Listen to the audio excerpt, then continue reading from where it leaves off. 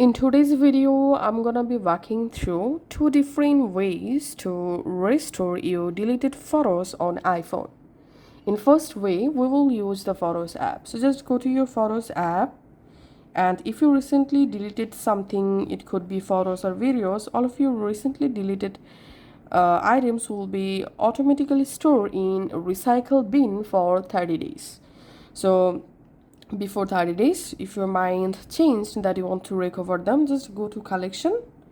In collection, you have to scroll down and come to utility section, tap on recently deleted, and here you will find your all recently deleted photos and videos. Just tap on select and select those photos and videos you want to restore.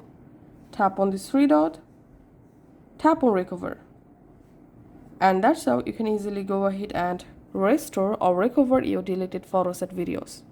Now let's see the second method. So if you permanently deleted something from your Photos app, you can still recover the photo or video from your iCloud without factory reset. Now let's see how to do that. Just go to your browser and go to iCloud.com. In iCloud.com, tap on sign in.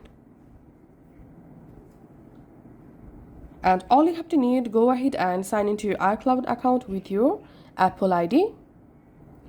Once you successfully signed into your iCloud account, just tap on Photos.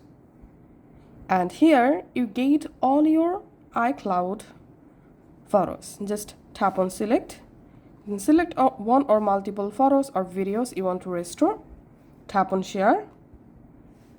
And we have to tap on this three dot, and here tap on download items, and your selected items will be downloaded as a zip file on your iPhone Files app. Once downloaded, just go to Files app and navigate to the folder, and just go ahead and unzip the folder, and you get all your deleted items.